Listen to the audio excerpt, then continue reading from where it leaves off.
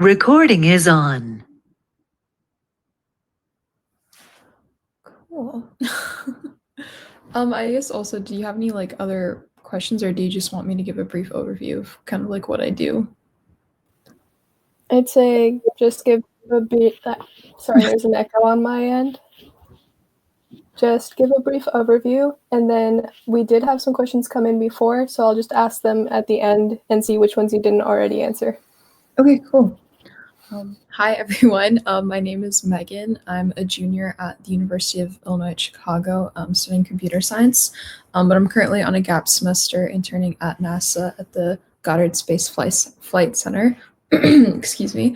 I'm an intern on the Earth Observing System Data and Information team, which is a whole mouthful, but basically it's the team that deals with a lot of the satellite data in the Earth system. So mainly what I do isn't really rocket science, but it's still important just, with the Earth, and especially the work that we do in helping out with like natural disaster prevention and evaluation.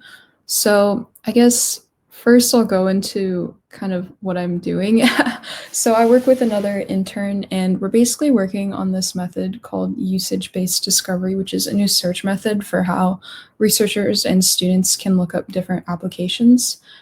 So these applications could be things like data maps or visualizations, different like storyboards. If you're familiar with ArcGIS, which is like a visualization software, applications like those, they use NASA data. And most of the time, there isn't one central place that kind of documents all these applications. And so people have a hard time finding them. So me and my fellow intern Maggie are working on creating a tool that just documents all of these different applications. And it's kind of like that one-stop shop to find them.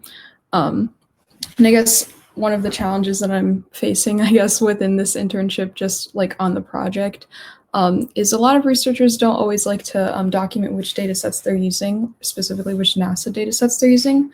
So it can be kind of hard to, I guess, just build those relationships in terms of like building out our beta version for this search method. But yeah, I guess that's just a little overview of what I'm actually doing at NASA. So kind of like a combination of data engineering, kind of building those relationships, but also software engineering when it comes to like building out the front end of the search application we're trying to build. So yeah, and then I guess I'll go into the application process in terms of how to get an internship at NASA. Sorry about that. But yeah, I applied, I think, they accept applications year round for all their internships. I'm not a Pathways intern. Just in case for anybody who doesn't know, a Pathways intern, I think it's almost like a direct pipeline to working full-time at NASA. I'm just a normal intern. And for the internship applications, I'm not entirely sure when they come out for every session, but it happens like 3 times a year, one for the fall, one for the spring, and then one for the summer. So I applied pretty early on for the summer, but I didn't hear back until like 2 weeks before my start date. So it's all pretty variable in terms of like what projects you apply for, and slash like which ones you actually end up hearing back from. But you can apply to up to 15 different projects at one time, which is actually a lot. And even if you get rejected from a project, which in the NASA portal, they do tell you that information, you can always apply to more. So you can have like 15 applications going at one single time. And I guess for me, I got kind of lucky because you can also rank which center is like your top choice. So for mine, it was Goddard Space Flight Center, and I ended up getting a position there. So it was very cool. And I would say in terms of, I guess, advice for applications, I'm sure both high school and college students can apply. I don't think they have any age restrictions. But I think at least what I think stood out about my application was my personal statement.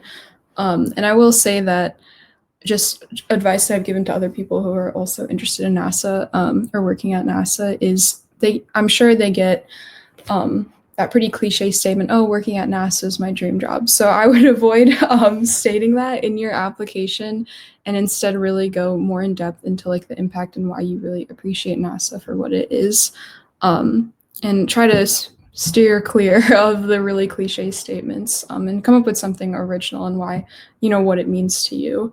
And also part of the application process, you do have to submit a transcript and get a letter of recommendation. But I don't think they have any restrictions in terms of who that letter of recommendation can come from, in terms of like whether it's a teacher or just any professional reference. But yeah, I guess that's the whole little gist of NASA, the application process, and kind of what I do. But yeah, I'll take any questions. One of the questions we got was approximately how long does it take you to fill out the whole application? Is it something you need to spread out over a few days, or is it just something you can sit down and get done? So you can get it done like pretty quickly in terms of like, I guess, your own part of the application, but something that you do need, I guess, like a little bit of a heads up time on is the recommendation letter. Just because, you know, if you're asking for a recommendation letter, you want to give them, I would say, at least like 1 to 2 weeks, just so that they have some time to fill that out and actually write you a good one. But in terms of like your own component of the application, it didn't take that long. I even think the personal statement was supposed to be around 200 words, so it's not terribly long. It could be done in 1 day, but I would recommend taking a little bit longer. And also because, again, you can apply up to 15 different projects. So definitely take your time to look through the whole job portal, look at the projects that really interest you and apply for those. And even then too, you could probably tailor, I guess, your personal statement depending on like what projects you want. I was pretty interested in anything. And I just happened to get earth science, so I didn't really specify what projects I was looking for in my personal statement, but I'm sure you could, just so that they get a better understanding of what you're looking for. Another question we got is what internship or opportunity within NASA or the space world are you planning on pursuing next? That's a very good question. So I guess for me, my background is in computer science, but I also, this is like my first, I guess, space-related internship. And this was also, I guess, like the first time in my life when I've really been, I guess, interested in NASA specifically. I think when I was younger, I always kind of, it almost seemed like a distant dream. Like it never seemed real. It was just so like utopian. And it wasn't until like recently that I was actually thinking about like working at NASA, something tangible for me. But I really have enjoyed my time like working.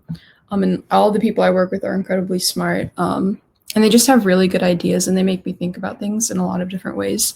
And I also think something, I don't know if I want to work in like the private space sector, but definitely working in a place like NASA or maybe even other government agencies are really interesting, because the work that you do is just a lot more impactful and it's not for profit.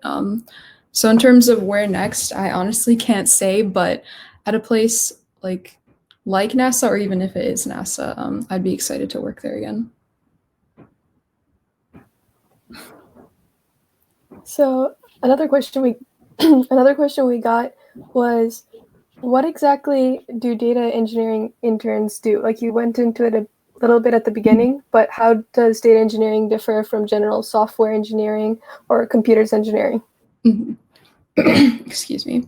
So to be honest, I don't even know if I will give like the most correct answer, but I guess in my eyes, so software engineering mostly has to do with like building out applications, for example, like a mobile app or like a website. But I think what kind of differentiates data engineering and software engineering is with data engineering, you actually have to, I guess, compile that data on your own.